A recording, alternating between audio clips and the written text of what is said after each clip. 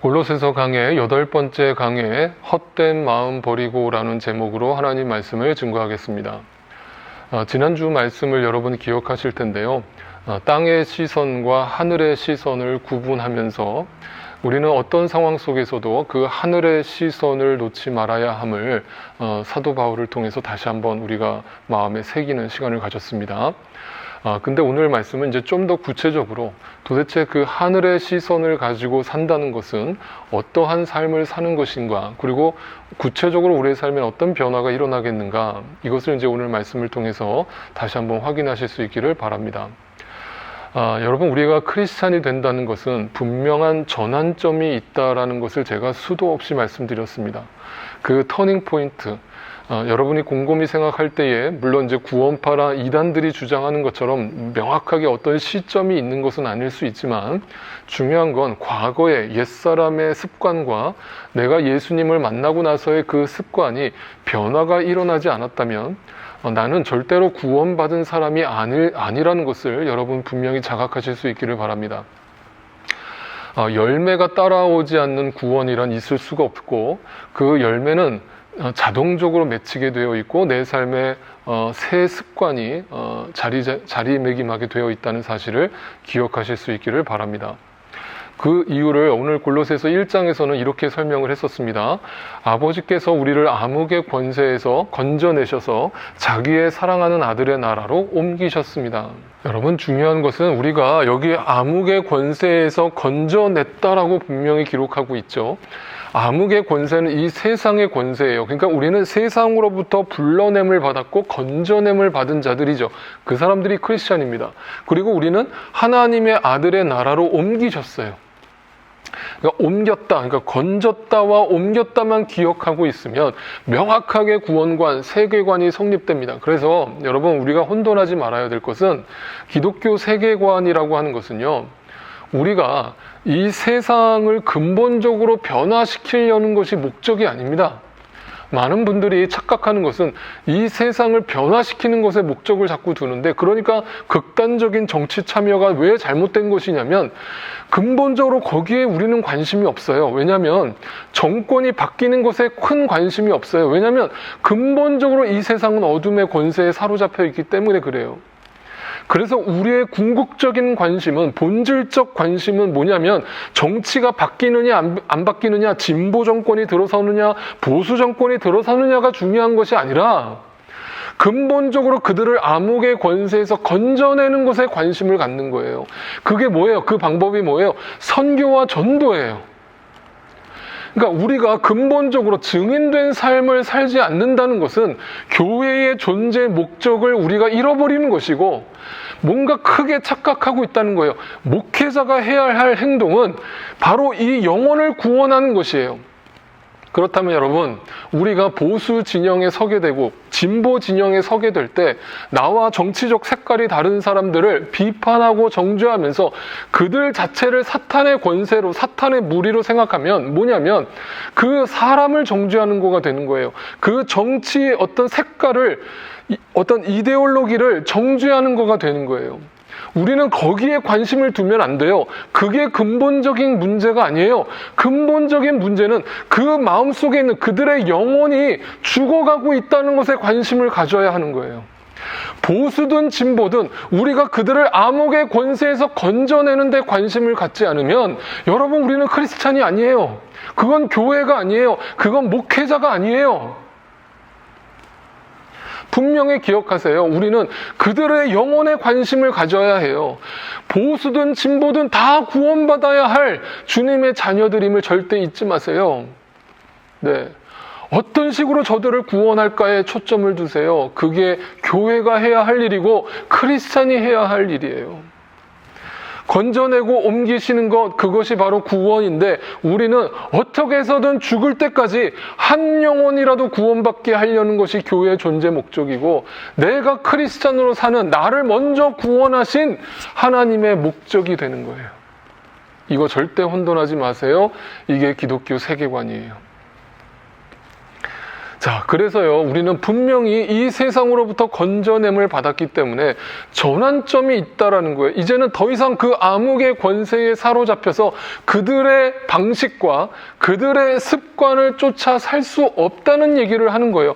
누누이 성경은 이걸 얘기하는 거예요. 그래서 구원받은 것이 끝이 아니라 그 터닝 포인트가 있었다면 이제부터 여러분, 성화의 삶을 살아야 돼요. 이제는 하나님 나라의 방식으로 살아야 해요.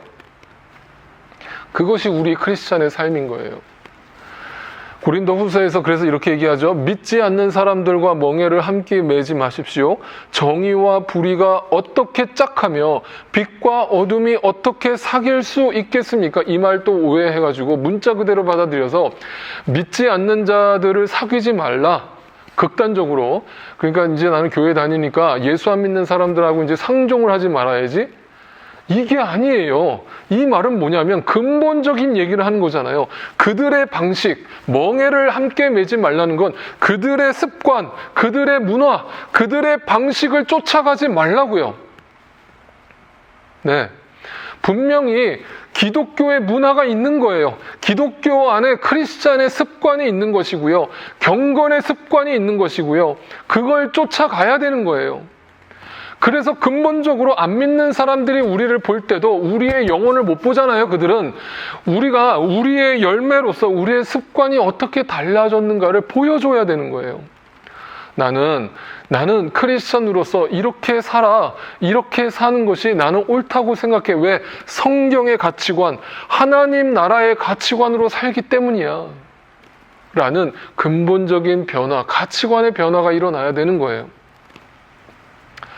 여러분, 제가 코로나 우리가 일어나기 전에 우리 교회 독서 클럽을 만들었을 때 첫 번째로 읽던 책이 철로역정이에요. 존 버년의 제2의 성경이라고 하는 그런 유명한 책인데, 그 존 버년의 철로역정 중에 이런 내용이 나와요. 제가 한번 여러분께 읽어드릴게요.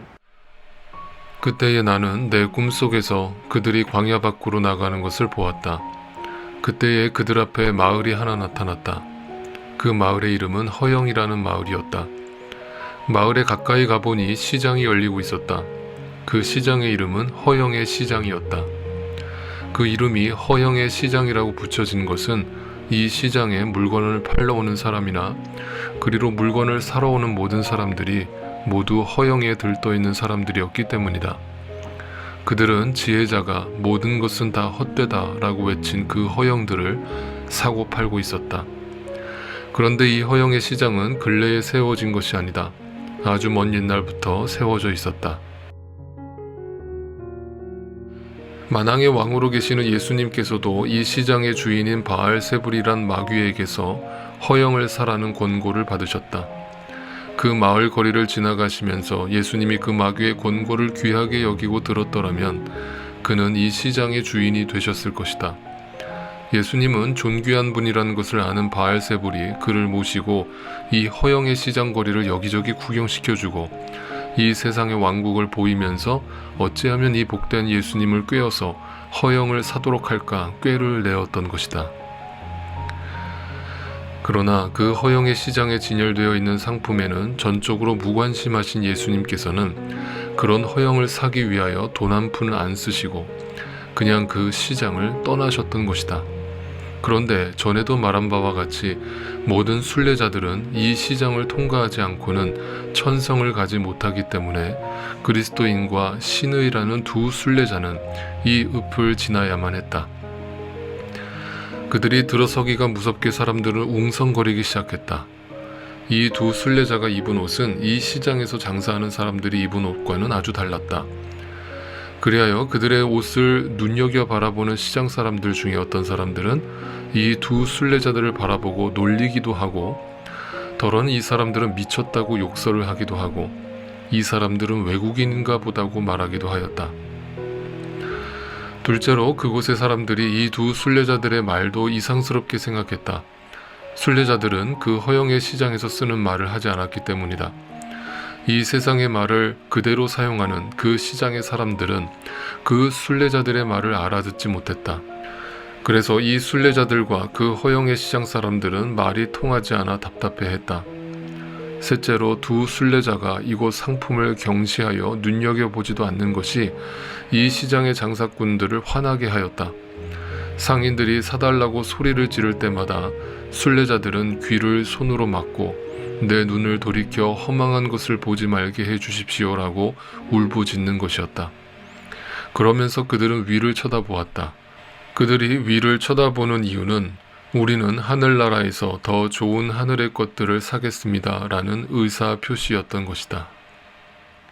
여러분, 나중에 기회가 되면요, 이 존 보년의 철로 역정쯤은 여러분 뭐 성경도 아직 한 번도 못 읽으신 분들이 계실 수도 있는데 제가 정말 부탁드려요. 여러분 성경을 가장 중요하게 여기시고 읽으셔야 되지만 한번 나중에 기회가 되면 철로 역정은 꼭 한번 여러분이 읽어보실 수 있기를 바라요. 비유로서 소설로서 표현을 했지만 정확하게 성경의 관점을 드러내고 있고요. 우리 크리스찬으로서 어떤 자세로 이 땅에 이 허영의 시장을 우리가 지나가고 통과해야 하는지를 분명하게 설명하고 있습니다. 이처럼 우리는 그들의 습관, 그들의 문화를 따를 수가 없습니다. 땅의 것을 바라볼 수 없습니다. 위의 것을 바라보고 사는 자들이어야 합니다. 구체적으로 오늘 본문은 그렇다면 어떤 습관을 가지고 살아야 하는가? 뭐라고 얘기하는가 보죠. 3장 8절 9절입니다. 그러나 이제 여러분은 그 모든 것, 곧 분노와 격분과 악의와 회방과 여러분의 입에서 나오는 부끄러운 말을 버리십시오. 서로 거짓말을 하지 마십시오. 여러분은 옛사람을 그 행실과 함께 벗어버리고, 네, 분명하게 얘기합니다. 이 한마디로 얘기하면 뭐예요? 언어 습관이 달라져야 한다는 거예요. 네, 첫 번째로 기억하세요. 크리스찬의 삶을 산다는 것은요, 첫 번째, 말이 바뀌는 것이에요. 아까 존 보년의 철로 역정에도 나왔지만 그 허영의 시장의 사람들이 쓰는 언어의 습관과 예수 믿는 사람의 언어의 습관은 근본적으로 차원이 다르고 격이 다른 겁니다. 그런데 정말 안타까운 것은 교회를 다닌다라고 하는 사람들 중에 세상 언어의 습관을 여전히 쓰고 있는 분들을 봐요. 그래 놓고 교회에 와서는 막 그 입술로 하나님을 또 찬양하고 기도를 합니다. 여러분, 제발 그건 아니에요. 분명히 말씀드려요. 근본적으로 언어가 바뀌지 않으면 여러분 크리스찬이라고 할 수 없어요. 어떻게 크리스찬이 세상 언어의 습관을 여전히 쫓아가겠어요? 어떻게 세상의 험담과 욕설을 담아내겠어요, 내 입술에? 그래서 여러분 야고보서에서는 이렇게까지 표현했죠. 우리는 이 혀로 주님이신 아버지를 찬양하기도 하고 또 이 혀로 하나님의 형상대로 지음받은 사람들을 저주하기도 합니다. 자, 여러분 좋아요. 우리가 아까 얘기했듯이 보수와 진보로 나눠서 내 정치적인 색깔은 다 가질 수 있어요.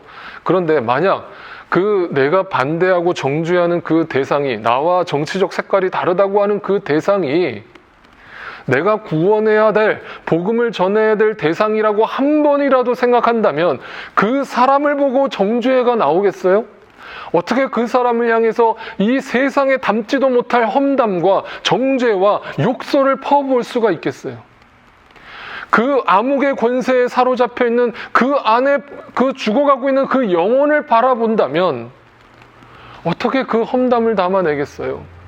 그리고 어떻게 그 험담을 담아냈던, 남을 정죄했던 그 입술로 예배당에 나와서 그 입술로 똑같이 하나님을 찬양하고 기도할 수 있겠어요? 절대로 우리가 할 수 없는 모습이에요. 그래서 여러분 분명히 기억하세요. 말의 변화가 일어나야 돼요. 크리스찬이 된다는 건 말이 변해야 되는 거예요. 네. 말의 습관을 고치실 수 있기를 분명히 바라요. 두 번째는요, 12절 13절을 보세요. 그러므로 여러분은 하나님의 택하심을 입은 사랑받는 거룩한 사람답게 동정심과 친절함과 겸손함과 온유함과 오래 참음을 옷 입듯이 입으십시오.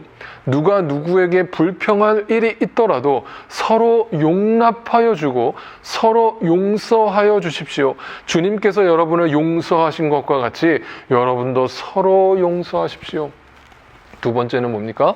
네, 용서받는 삶에서 용서하는 삶으로 변화가 일어난다는 거예요.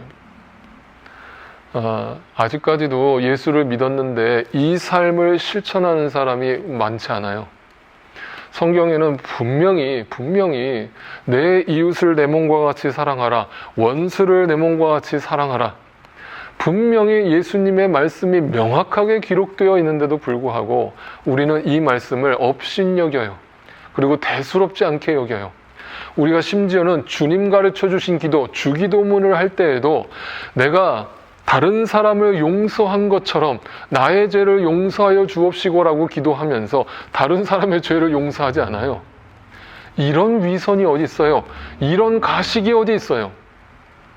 그래서 예수님은 뭐라고 얘기했어요? 마태복음에서 이렇게 표현했어요. 너희가 남의 잘못을 용서해 주면 너희 하늘 아버지께서도 너희를 용서해 주실 것이다. 그러나 너희가 남을 용서해 주지 않는다면 너희 아버지께서도 너희 잘못을 용서해 주지 않으실 것이다 라고 얘기를 했어요. 분명히 네가 용서하는 삶을 살아야 된다는 것을 내가 먼저 너를 용서함으로 보여주었는데, 그 은혜를 너에게 베풀었는데 너는 그 은혜를 까마득히 잊어버리고 여전히 너한테 조금이라도 손해를 끼치려고 하는 사람, 조금이라도 네 마음에 들지 않는 사람을 쉽게 정죄하고 쉽게 판단하고, 이러한 삶을 언제까지 반복할 것이냐? 왜 크리스찬의 삶에서 사랑과 용서가 물 흐르듯이 나오지 않느냐?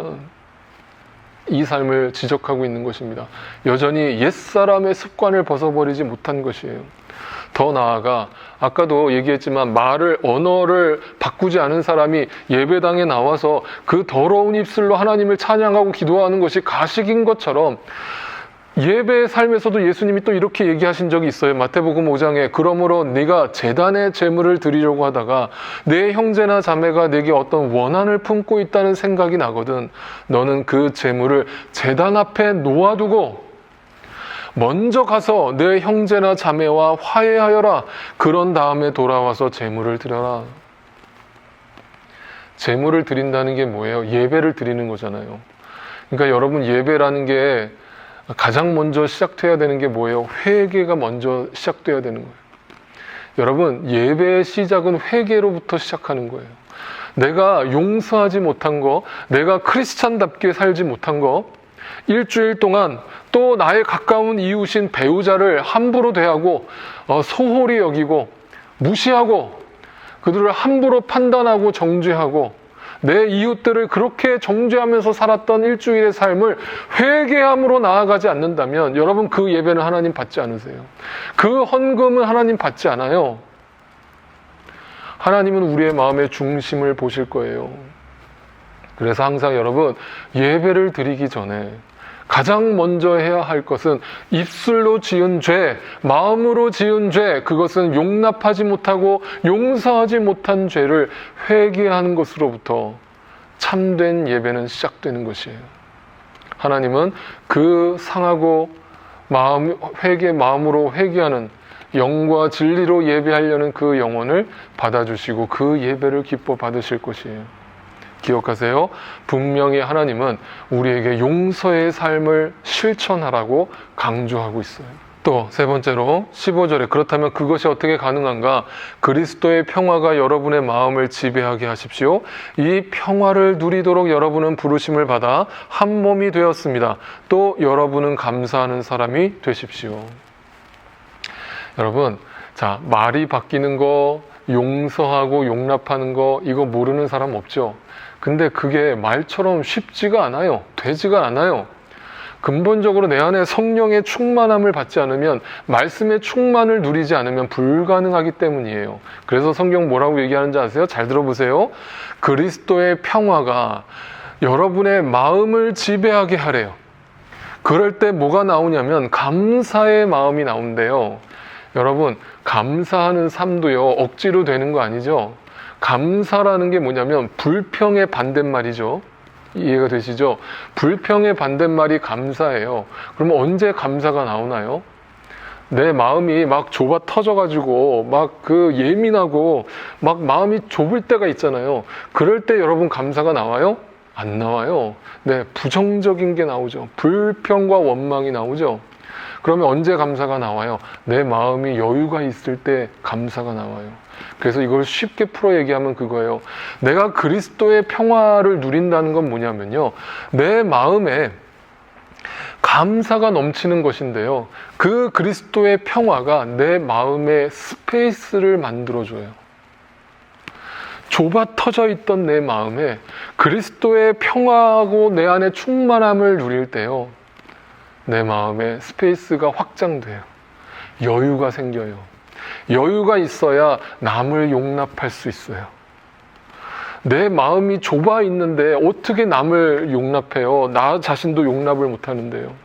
그래서 이것은 세 번째, 그리스도의 평화로 마음의 여유를 찾아야 합니다. 날마다예요. 그것이 성령의 충만함인데요. 그 이유를, 이 평화를 누리는 방법을 이제부터 설명해요. 자, 16절에 그리스도의 말씀이 여러분 가운데 풍성히 살아있게 하십시오. 이게 결론이에요. 그 방법은 한 가지밖에 없어요. 그리스도의 말씀이 여러분 가운데 풍성히 살아나는 것이에요. 할렐루야. 여러분, 말씀이 풍성한 게 뭐예요? 그게 성령 충만함이에요. 여러분, 성령 충만함은 막 신비적인 사건이 아니에요. 그리스도의 말씀, 하나님의 말씀이 내 안에서 풍성하게 작용할 때 그것이 그리스도의 평화를 이루어내고 그것이 내 마음에 여유를 갖게 하고 거기서 용납과 용서와 말의 변화가 일어나는 것이에요. 그것이 감사의 삶이에요. 그래서 서로 가르치고 권면하래요. 뭐를요? 하나님의 말씀을요. 그럴 때 뭐예요? 네, 감사한 마음으로 시와 찬미와 신령한 노래로 여러분은 하나님께 마음을 다하여 찬양하게 되어 있대요. 이게 뭐예요? 예배예요. 그래서 뭐예요? 이것이 예배의 회복과 삶의 예배로의 전환이에요. 예배는요, 내 말의 언어의 습관의 변화를 통해서 하나님을 찬양하는 것이에요.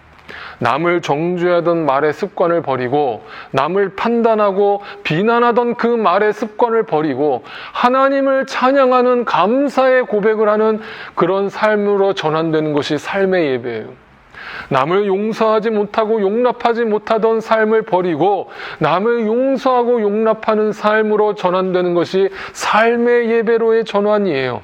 그것이 어떻게 가능해요? 말씀의 충만을 누림으로 그리스도의 평화가 내 안에 날마다 넘침으로 내 마음의 스페이스가 날마다 넓어짐으로 그것이 가능해져요.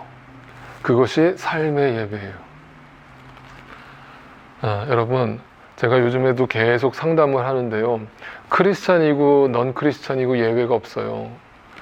너무나 안타까운 것은 넌 크리스찬들은 그렇게 사는 것이 너무 당연해 보여요. 근데 크리스찬이라고 하시는 분들도 여전히 이 노하우와 이 기준을 알지 못한 채 방황하면서 이 삶의 예배를 드리지 못하면서 살고 있는 분들을 볼 때 너무 마음이 아파요. 그분들이 다 이구동성으로 하는 말이 뭐예요? 아, 목사님 요즘에 너무 스트레스를 받아요. 네, 스트레스예요. 여러분, 스트레스가 만병의 근원이라고 하는데 마음의 병을 가져다 주기도 하고 몸의 병을 가져다 주기도 한다는 뜻이죠. 근데 여러분, 스트레스가 스자로 시작하는데 저는 스자로 시작해서 스자로 끝난다는 게 좀 재밌었어요. 그냥 우리말로 그렇지만 스자로 시작해서 스자로 끝난다는 거를 저는 이렇게 풀어봤어요. 스스로 만들어내고 스스로 해결하려는 것이에요. 스스로 시작해서 스스로 끝내려고 하다 보면 스트레스가 생겨요. 그래요, 안 그래요? 그러니까 삶의 예배로 전환한다는 거, 하나님의 말씀으로 충만을 누린다는 건 뭐냐면요, 매 순간 내가 시작해서 내가 끝내려 하지 않고요, 주님께 예배하는 삶이에요. 주님께 찬양하는 삶이에요. 그게 뭐예요? 한마디로 얘기하면 지난주에 얘기한 것처럼 주님의 주인 되심을 고백하는 것인데, 그건 뭐냐면 기법하는 거예요. 주님 앞에 두 손 두 발을 다 드는 거예요. 두 손을 든다는 것이 항복이고 그것이 예배고 그것이 찬양이에요. 스트레스 받지 않는 방법 가르쳐드려요. 두 손을 드세요. 항복하세요. 그분께 나아가세요.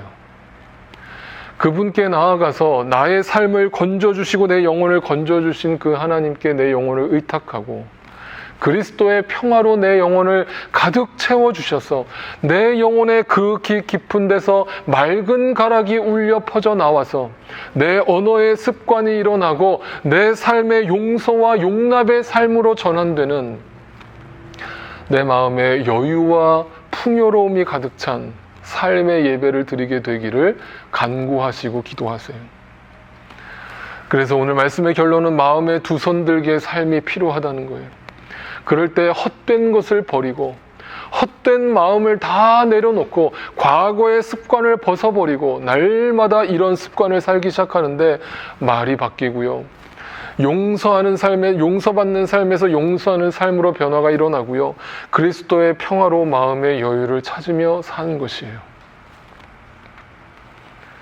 네, 그럴 때 날마다 우리가 성령의 충만한 삶을 누리게 될 줄로 믿습니다.